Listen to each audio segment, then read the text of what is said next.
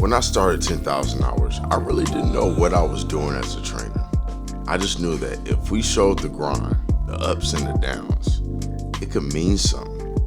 It started with two Chinese kids chasing a dream bigger than themselves. And without knowing it, they inspired thousands, NBA players included. So where's everyone at today? Playing careers are done, still involved in basketball, but you want to feel old? Yeah, we got kids. Kyle's creating a basketball team. Father of three, man, I love it. Maddie, he's got his first one on the way. Got a baby cooking. Chris got one too. This my mini me. Mike is winning championships as a pro overseas, like a lot of championships. Simon, playing pro in the Philippines. Some of you remember Darion. After killing in March Madness, he moved on to being a pro. Remember Sean, Ray, and Riken? They're about to be seniors next year, which is nuts to me. Riken moved to Chicago, earned a name for himself, and is being recruited by some pretty big schools. Everybody's doing well, which I'm pretty proud of. But let's skip to season 2. Remember Barrington? See, I always told everyone to watch out for him because he's got real game. Went to UC Riverside and lit it up, earning all kinds of accolades. But now he's moved on to a lot bigger stage. Barrington is down there with Deion Sanders in Colorado and has 2 years to make his dreams come true. And Jeremy. See, what's interesting about Jeremy is I knew Jeremy had potential to be good, but honestly, I didn't know how good. Jeremy will be playing at Stanford this year. And get this, after working out together, competing, matching up in high school, bruh, can you believe Colorado and Stanford will play each other this season? It's a new day and age where college players are wealthy, but Jeremy and Barrington have a real chance because they get to play against all the players that'll be up in the draft next year. Could end up with a crazy story at the end of all this. That's one of the most exciting ball handlers I've ever seen. Well, J. Lou is a part of the next phase, so we'll cover that a little bit later. And me? I'm really just back to my roots, just training, working on the next generation of players. Got a lot of talent in the lab, not gonna lie, and I'm honestly happier than ever.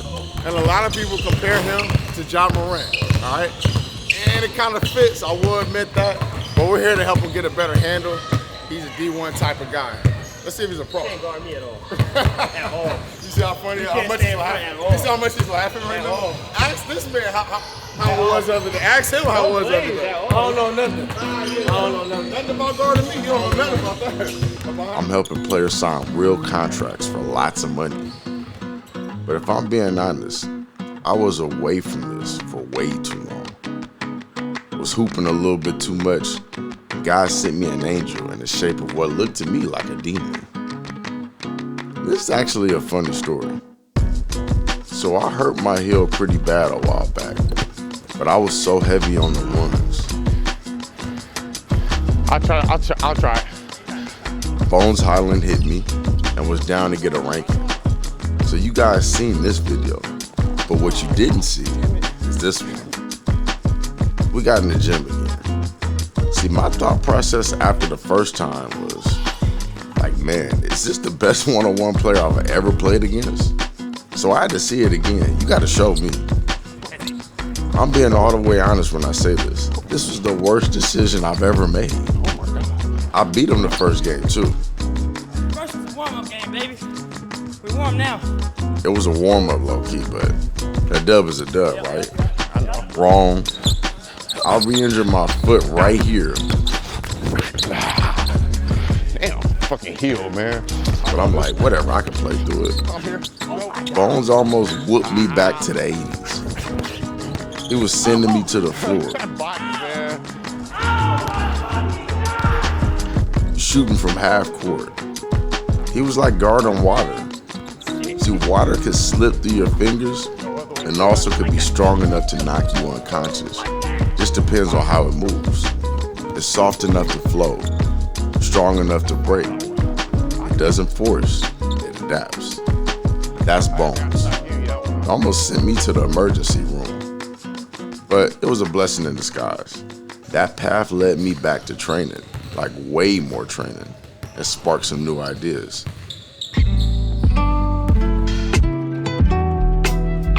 So it's been 10 years since my first time in China. Can you believe that? And basketball in China is evolving. The talent, the skills, things are changing. It's cool because if you trace things back, you'll see a lot of guys that were part of my events went on to be super successful. Some becoming huge on social media. Some got their own shoes, started businesses. It's pretty cool for me to see, actually. But now I want to help raise a new generation. I'm headed to China to rent out a mansion for 2 weeks. Bring some players in, train them.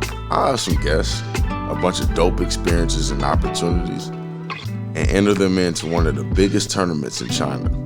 But let's not get too far ahead. Today, I'm just getting ready for all that. But I have to get my mind and body right because these trips are a lot. So today is just time for a little test drive. My first time hooping in a long time.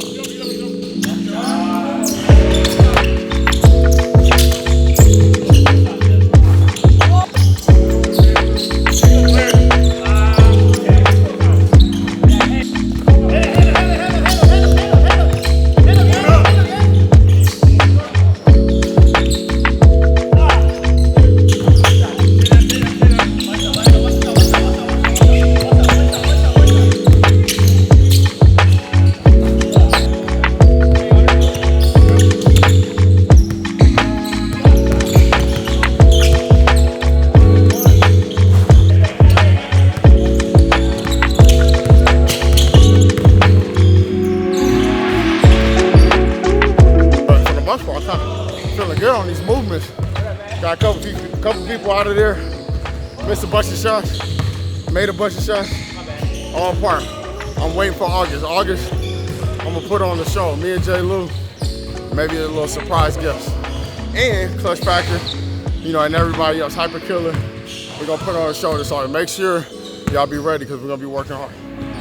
A new chapter will be added to the book. It'll be unique as different worlds will collide.